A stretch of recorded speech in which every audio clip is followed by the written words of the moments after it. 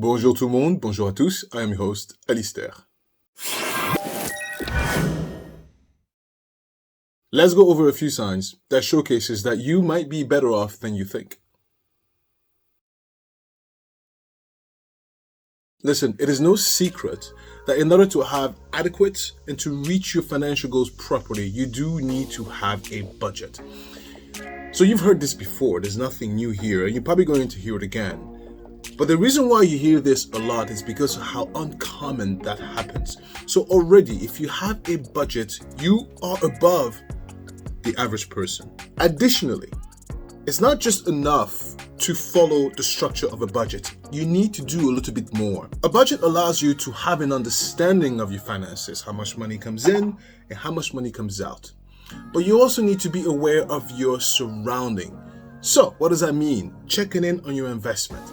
How is my investment doing? Staying up to date with the local laws.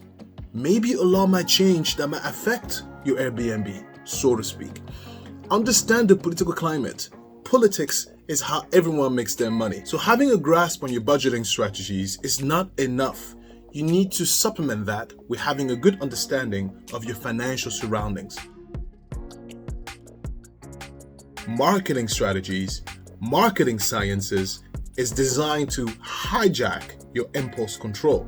It's designed to make you go out there and buy. Having control over your impulses means having the ability to delay gratification. It means to apply your critical thinking into distinguishing between needs and wants. Showing impulse control, delaying gratification is one of the key traits to financial stability and financial success. Listen, the hardest thing to do is to keep money. Spending it is easy. Making money is actually quite easy. Keeping it is very difficult. It's human nature to seek validation from others. Evolution made us like that. So I understand why some people may fall into the trap of keeping up with the Joneses or lifestyle creep. They want to showcase that, look at me, I've made it, look at me, I'm rich, look at me, I make so much money. And so if you are in a situation where you don't feel the need to impress, that's great. That means you've achieved a certain level of maturity and you've achieved a certain level of understanding especially when it comes to your finances, that the person at the stop sign is not turning around looking at your car and being impressed. No, it's that understanding that life is not all about you and people around you don't really care that much. And so it is a big waste of resources, a big waste of intellectual resources to spend and focus a lot of time into impressing others. And not to mention, it's literally impoverishing your pocket. So, good job. If you don't know, then you think savings or the act of saving is the most efficient pathway. Your income is your most important wealth building tool. Without it, you have nothing. I'm being so serious right now. If you don't have an income, how can you plan for your financial future? How can you buffer financial disasters? Without generating something, you cannot create anything. Sales is important. Yes, you thinking to yourself, how can I increase my income at least a few times a year, maybe once or twice a year, means that you understand saving is just one small portion, but it is not the most efficient way to get to your goals. And one of the reasons why is because, look, the most obvious one, inflation. Inflation erodes at your saving. Inflation's every year makes it harder for you to be an efficient saver. And a lot of times people think that increasing your income means you have to make thousands of dollars a month or even a year. That is not true. If you can generate just $100 a month, that's a big win. I say this all the time. Uncle Sam never loses. Going to battle with him is stupidity. Let me explain to you something. taxes is an inevitability. Tax evasion is illegal. Tax avoidance is absolutely legal. You and I, the average person, we're not that smart to understand the entire complexity of the tax system. And too many times people try to save money by not getting an accountant. No. Get an accountant. Get rid of that headache. Get someone who is smarter than you to deal with your taxes. Where's the return? Do you know that the more return you get, the worse your tax strategy was? Because that means you gave too much to the government. It means that you've lost interest on that. You've lost potential compounding interest on that money. Especially people who get like $20,000 back. Like, what happens? You do your taxes online? What the hell is going on? No. The goal of your taxes, the goal of maximizing the value when it comes to your taxes is, can I keep the most amount with me? So I don't have to give the government interest-free money. Yes. Healthy relationship with your money. So, we talked about delayed gratification. We talked about understanding your financial surroundings. We talked about following a budget, and we talked about being aware of your taxes and not trying to impress others. But there is something else when it comes to the relationship with your money. Is, where do you see yourself within the construct of acquiring money? So what I mean by that, I've encountered people who think they don't deserve money. I've encountered people who think they don't deserve happiness. I've encountered people who think they don't deserve success. Where do you fall personally? And how healthy is that relationship? Level of confidence. Okay, I'm going to use fitness for this example. If I tell you to do a cartwheel, can you do a cartwheel? Great. Can you do a cartwheel without hurting yourself? Great. Can you do a cartwheel with proper form and, of course, accurately? Great.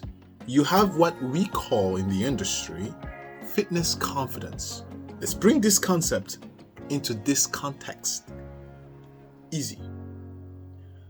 Level of financial confidence. If I strip everything away right now, are you able to get it back? Yeah. If you lose your job tomorrow, can you get a new one? Yeah. That's what I mean. Financial confidence. And the impact that does on your mental state or your mindset, especially with your relationship with money, is that it allows you to move. It allows you to operate, allows you to make decisions and set goals without a fear of losing it all. It allows you to move unabated without being held back. It actually opens your horizon to opportunities because you are not stifling yourself back. It's simple. Financial confidence. Yeah. I think not enough is said about the potential benefits of having friends who are capable. What do I mean by that? Before you throw tomatoes, let me explain. I don't think you should go around and pick your friends based on their socioeconomic status. I don't think your friends should be based on, how they speak, how they talk, how they look. No, that's not what I'm saying at all. What I'm saying is that the majority of your circle usually reflects where you are in life. I'll give you more example later, but let me finish this particular thought.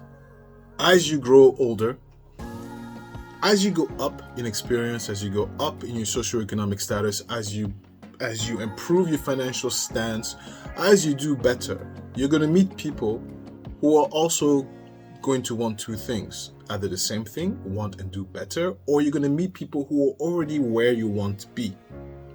So there's going to be a connective bonding. There's going to be an understanding. There's going to be a kindred spirituality to it. But what that does in return, what that bond does in return, it lays the foundation of expectations. There is a pseudo pressure of not being a complete catastrophe, but I think it's a healthy pressure. I hope that made sense. But in all, for this particular topic, is that your friends are more exigent of you, and you are more exigent of your friends, which there's nothing wrong with that. Yeah. As always, I thank you a ton for watching up to this point. I appreciate you more than you know. Press like, subscribe if I haven't done so. It helps with the algorithm. It helps me out a lot. Okay, so thank you. But as an extra for being here, here's a little bonus. Yeah, I said it. Divorce. Look, I'll share with you my personal experience with that. No, I'm not divorced. But listen, if you are divorced, chances are you went through a difficult financial situation. You went through a difficult financial period. Divorce is the killer of net worth. It is the killer of wealth. It is the killer of many things. My older brother got divorced. Well, is divorced. And I remember very well the times where he was getting divorced. And my older brother is an investment banker. So, he's well. But when he divorced, he was not so well. I mean, I'm laughing now. It was no laughing matter then. It was to the point where I had to come in and help pay his mortgage. Literally. And at some point, I had to come in and help pay his child support. Yes, because at some moment, the expenses were so high that he just couldn't afford the bill for that month. And so there was a year where he said, Alistair, help me. I said, okay, I will help.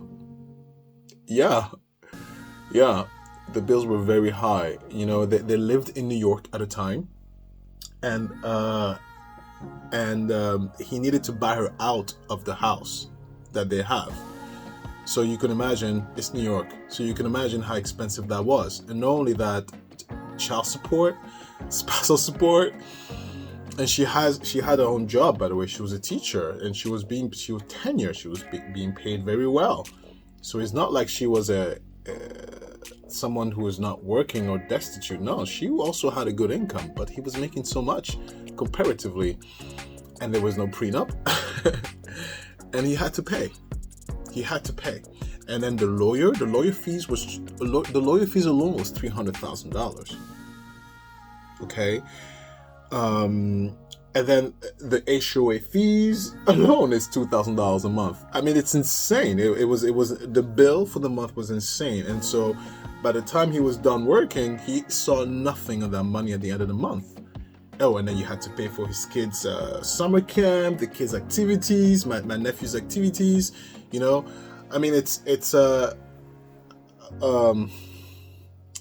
divorce eats a lot of money. And so that's why it's very important that you understand your most important decision, one of the most really, is the partner or the person you marry. And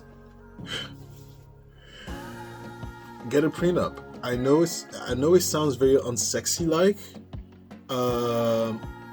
Frankly, personally, it's just like insurance to me. Yeah, get a prenup.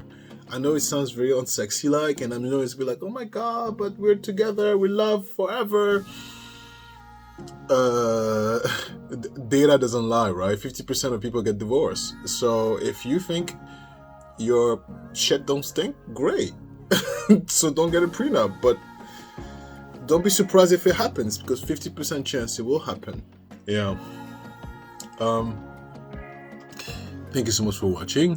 I appreciate you more than you know. Of course, like, subscribe if you haven't done so. I will see you next time. I'm your host, Alistair.